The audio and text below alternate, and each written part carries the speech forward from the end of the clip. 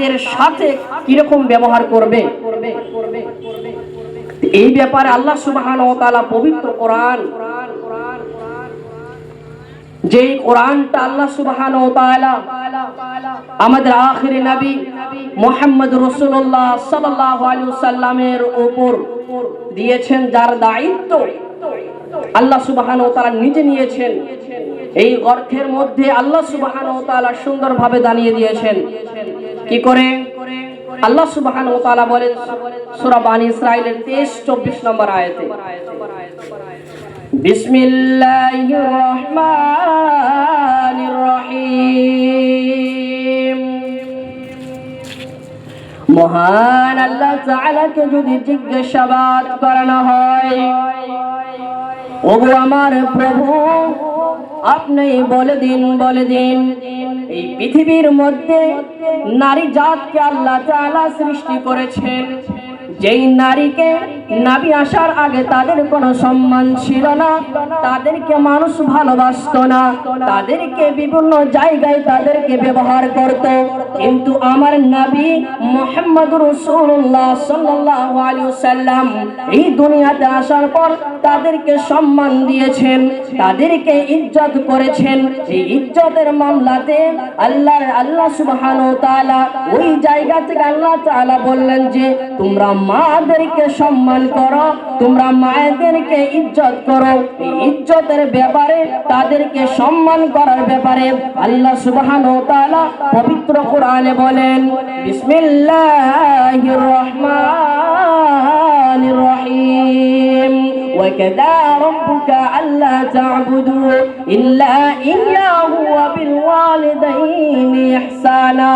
আল্লাহ তাআলা বললেন, হে পৃথিবীর মানুষেরা রে, তোমার সৃষ্টিকর্তা তোমাদেরকে নির্দেশ দিয়েছেন যে তোমার পালনকর্তা তোমাদেরকে নির্দেশ দিয়েছেন যে আল্লাহ ছাড়া অন্য কারো উপাসনা ও আরাধনা করবে না। যে তোমাকে রুজি দিচ্ছে তাকে তুমি সৃষ্টিকর্তা হিসেবে মেনে নাও, যেই তোমাকে রুজি দিচ্ছে তাকে তুমি নিজের প্রভু হিসেবে মেনে নাও, অর্থাৎ আল্লাহ তাআলাকে ছাড়া অন্য কারো কাছে তুমি উপাসনা ও আরাধনা করবে না। ওয়াবিল ওয়ালিদাইনি ইহসানা, তুমি আমি আল্লাহ তাআলার পরে পিতামাতার সাথে তুমি সৎ ব্যবহার করবে। আল্লাহ সুবহানাহু ওয়া তাআলা বলেছে, তোমার প্রভু তোমার সৃষ্টিকর্তা তোমাদেরকে আদেশ করে বলেছে, নির্দেশ দিয়েছেন যে আল্লাহ সুবহানাহু ওয়া তাআলাকে ছাড়া তোমরা অন্য কারো উপাসনা আরাধনা করবে না। ওয়াবিল ওয়ালিদাইনি ইহসানা, এবং তোমরা তোমাদের পিতামাতার সাথে সৎ ব্যবহার করবে। ইম্মা ইয়াবলুগান্না ইনদাকাল কিবারা আহাদুহুমা আও কিলাহুমা فلا تقل لهما أف ولا تنهرهما وقل لهما قولا كريما। তোমরা তোমাদের পিতামাতার সাথে সৎ ব্যবহার করবে, তাদের সাথে নম্র ভদ্রতা দেখাবে, তাদেরকে তুমি ভালোবাসবে। যেমন তো অবস্থায় আল্লাহ তাআলা বললেন, উফি ওয়ালা তানহারহুমা ওয়া কুল্লাহুমা কওলান কারীমা, তাদেরকে তুমি উফ শব্দটা পর্যন্ত বলবে না, তাদেরকে তুমি ধমক দিয়ে কথা বলবে না, তাদের সামনে তুমি নরমভাবে কথা বলো, ভদ্রতা হিসেবে কথা বলো। কেননা আল্লাহ রাব্বুল আলামিন বললেন, ওয়াখফিদ লাহুমা জানাহাদ দুল্লি মিনার রাহমা। এখানে উদাহরণস্বরূপ একটা কথা বুঝে নিন। আমরা পাখিদেরকে দেখেছি, আমরা মুরগিদেরকে দেখেছি, যখন মুরগির বাচ্চা যখন ডিম দিতে যায়, যখন ডিম পাড়া হয়ে যায়, তখন ওই ডিমগুলোকে নিয়ে বাচ্চা দেওয়ার জন্য তৈরি হয়ে যায়। ডিমগুলোকে মুরগির নিচে বসে থাকে। যেই ডিম ফুটে যায় দুনিয়ার মধ্যে, বাচ্চাগুলো দুনিয়ার আলোগুলো যখন দেখতে পায়, ওই সময় যদি বৃষ্টি চলে আসে, ওই মুরগির বাচ্চা দুই পাখা দিয়ে তার তার বাচ্চাদেরকে নিজের গর্তের মধ্যে আগলিয়ে রাখবে, নিজের কলিজার মধ্যে আগলিয়ে রাখবে। এই জন্য আমার আল্লাহ, এই জন্য আপনার প্রভু যিনি বলেছেন ওয়াকুফিদ লাহুমা জানাহাদ-দুল্লি মিনার রাহমা, তুমি তোমার বাচ্চাদেরকে, তুমি তোমার মা বাবাদেরকে, তুমি তোমাদের মা বাবাকে ওই মুরগির মতো করে বাচ্চাদের মতো নিজের গর্তের মধ্যে, নিজের কলিজার মধ্যে আগলিয়ে রাখো। আর তুমি দোয়া করে বলো, ওই প্রভুর কাছে তুমি দোয়া করে বলো, ওয়াকুর রব্বিরহামহুমা কামা রাব্বায়ানি সাগীরা।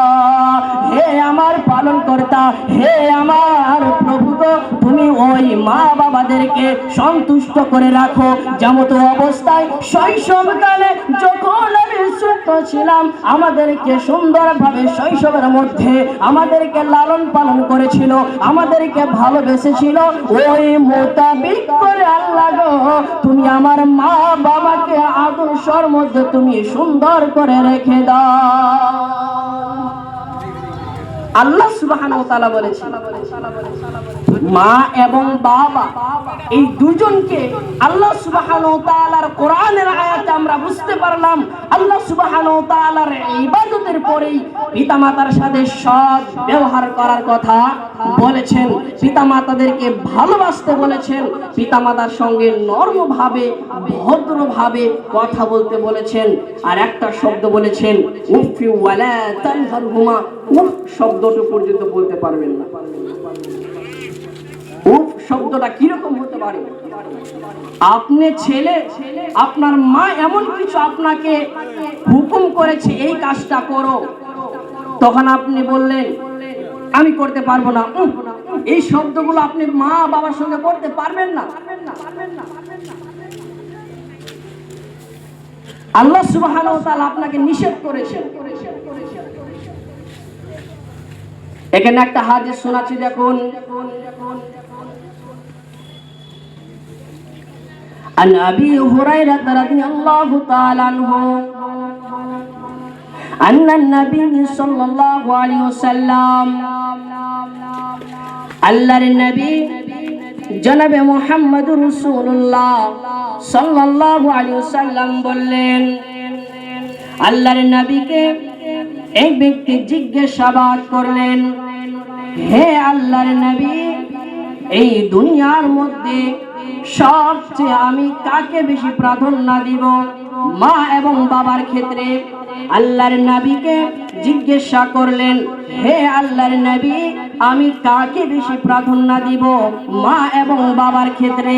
আল্লাহর নবী বললেন, তুমি তোমার মাকে তুমি বেশি সেবা যত্ন, অর্থাৎ মাকে তুমি বেশি প্রাধান্য দাও। তখন সাহাবীগণ আল্লাহর নবীকে বললেন, তারপর আমি কার বেশি প্রাধান্য দিব?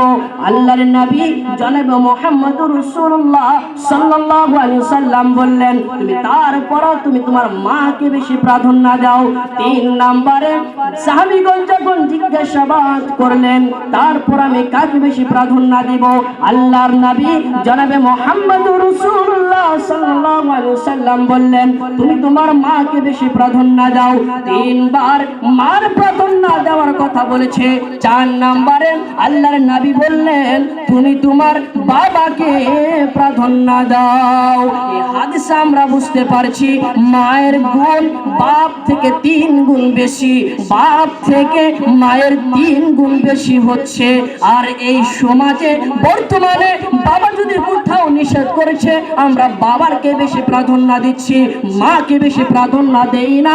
মার মর্যাদা হাদিসের মধ্যে অর্থাৎ ইসলামের দৃষ্টিতে মায়ের মর্যাদা 3 গুণ বেশি বাপ থেকে। একজন বাবা থেকে মায়ের মর্যাদা 3 গুণ বেশি। আল্লাহ রাসূল সাল্লাল্লাহু আলাইহি ওয়াসাল্লাম নিচে বলেছেন, আমরা সেটা করছি।